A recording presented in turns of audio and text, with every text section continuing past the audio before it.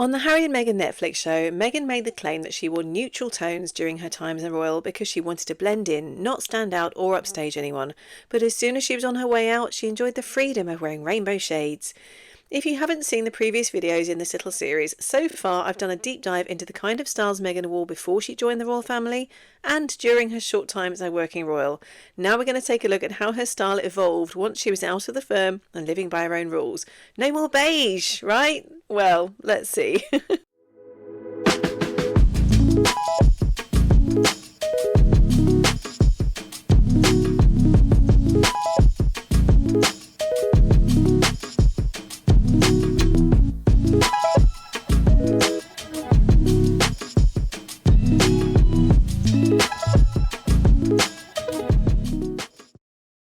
Hi everyone, I'm Rosie Blythe. I'm the author of The Princess Guide to Life, and in Meghan's honour I am wearing my beige shirt. Is it beige? BB? I don't know how you say it even, because we don't have them in the UK.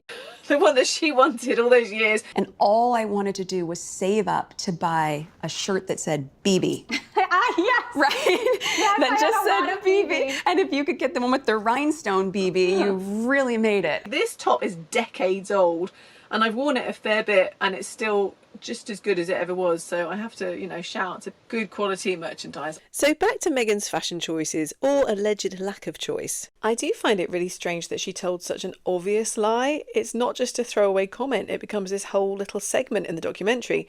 She made the first comments about camouflaging herself in episode 3, then the reference to dressing like a rainbow in her last week is in episode 5. And you just kind of think, why lie? Why say this when it's so easily disproved? And quite frankly, telling easily disproved lies seems to be her favourite hobby, but the motivation here seems to be just making the royal family seem like this oppressive, bullying family. Why else say all this? I am actually convinced that this idea of her dressing in camouflage was something she came up with in retrospect, maybe even from this 2019 article I came across in my own research, where a celebrity stylist had suggested that the reason Meghan favoured beige was because she was being respectful to the Queen.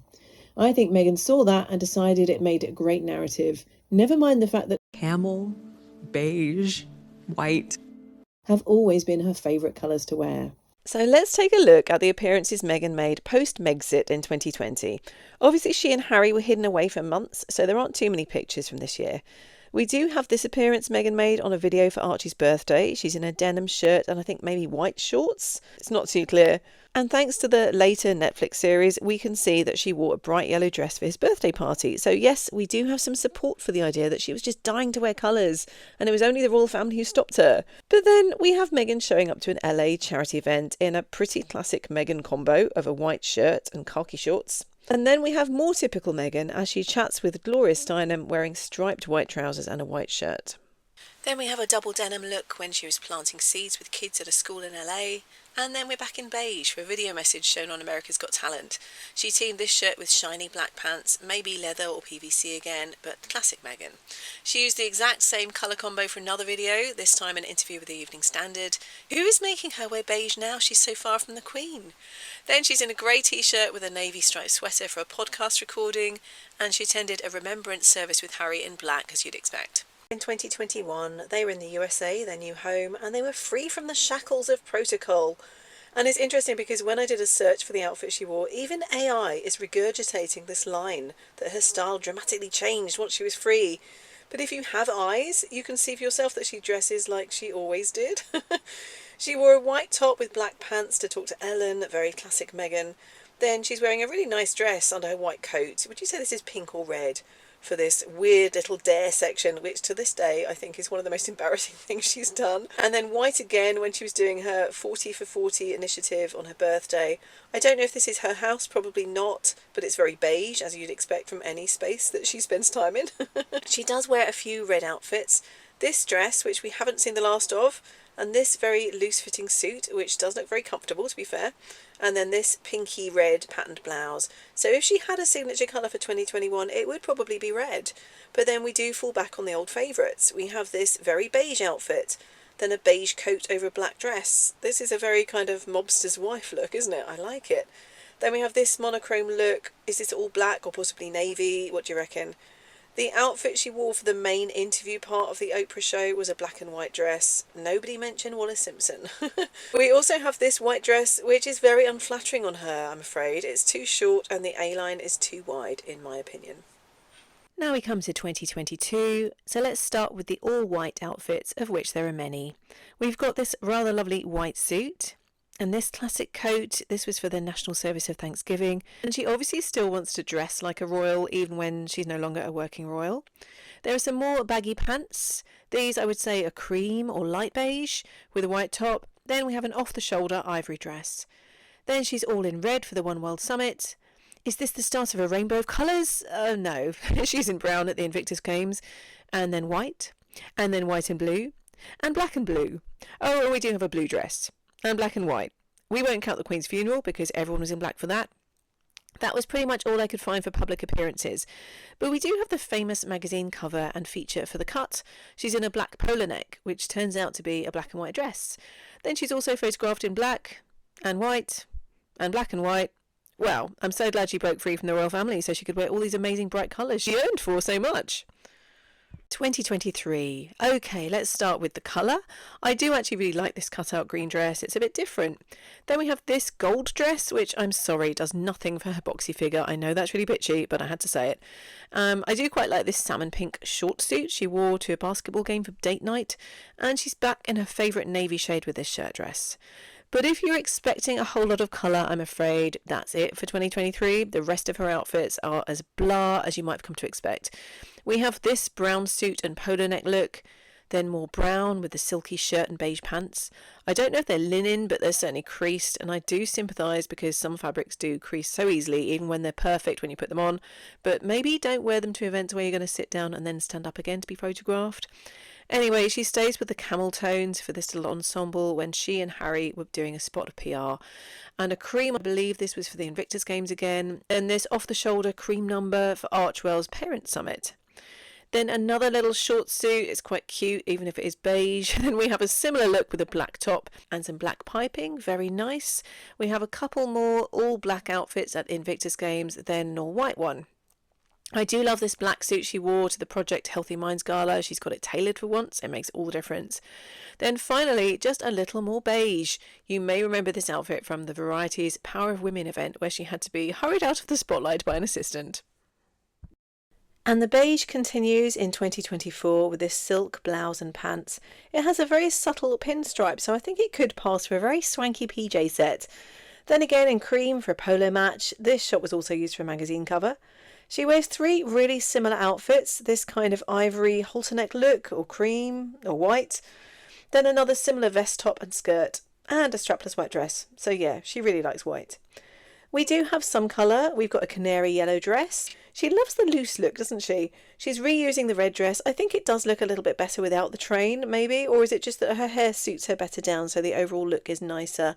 It still has such an unflattering top half. Then there's another red dress in Nigeria. She does wear brighter colours when she's on tour, I think. It may not be colourful, but this striped dress is quite striking. Then we have another bold print and a print skirt with a white shirt.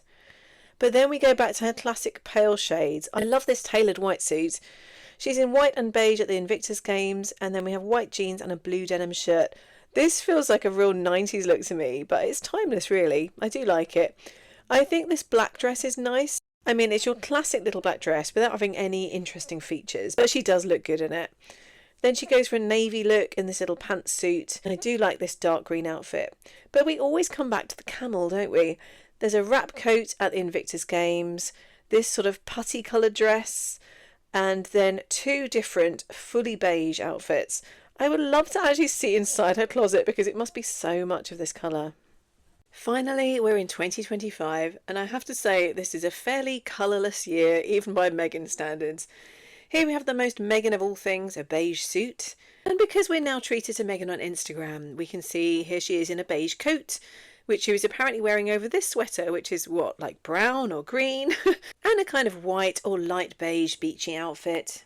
We have a grey jacket, looks like some sort of tweed. And then this look, a navy sweater with black trousers. And a black jacket and the Invictus Games, and a white coat, which looks a little bit long for her. This was also the Invictus Games. There aren't really any great shots of it, but she's wearing a brown dress. We've got a couple of blue dresses, one for date night, and then I think this is navy, but it could be black. And we have a lot of black and white. This is the black outfit she wore for the infamous podcast interview with no makeup. This event was at a bookstore. I'm not sure if this is brown or black. This black dress with a cape. A black suit here with Harry, a black and white dress for date night, a grey outfit. This all black outfit for Kris Jenner's birthday party. I'm not even going to talk about that. A white shirt with a dark sweater and pants for this date night. Then on to the white outfits. Here she's on stage and at Fashion Week. And in this interview with Emily Chang. This is where she's wearing really the only colourful outfit of the year, this bright yellow, which goes very nicely with Emily's blue. And then Meghan is in blue in this shot advertising her podcast. I guess that counts. So then we come to her Netflix show with Love Meghan, and she's still remarkably short on colour. We have a pale floral blouse, a beigey top and pants. This kind of outfit makes me think of posh people having gin and tonic on the lawn after playing tennis. I do quite like this vibe. We have jeans with a beige shirt, jeans with a camel blazer, jeans with a blue shirt. I feel like this looks very like mum in an 80s movie, and that is a compliment. I think it's quite a comforting look to wear. Jeans with a pattern shirt, jeans with two different kind of striped shirts, and finally I do love this blue dress. It feels very princessy and romantic. I think she might be trying to do a little nod to that famous shot of the light behind Diana's skirt shining through. We've got two print dresses. The second one is very crumpled. Then we have some black with polka dots and some black stripes and more black stripes. Then when she's with Chrissy Teigen, she's in maroon, which kind of matches the print Chrissy is wearing, so I'm pretty sure they coordinated. Then we have two kind of bronzy or orangey outfits. I don't mind this olive green outfit, but I do kind of hate this grey t-shirt outfit. It just doesn't flatter her at all. This white t-shirt is okay, but it's not the best angle. She's wearing black in her Christmas special, which doesn't seem super festive to me. Then also brown. I quite like this. She does team a white shirt with a red skirt, so that's more Christmassy. I haven't actually watched the show yet, so I don't know why she's opening the door wearing her coat, but this is a classic camel favourite. Then we just have so much beige. This cardigan, and this cardigan, this coat, this vest top, this knit vest, these shorts with a white top, and finally, whatever this is it a boiler suit? I don't know, but it's not good. Oh my goodness, that was so beige. That was so much beige. I just want to look at a rainbow now to let my eyes recover.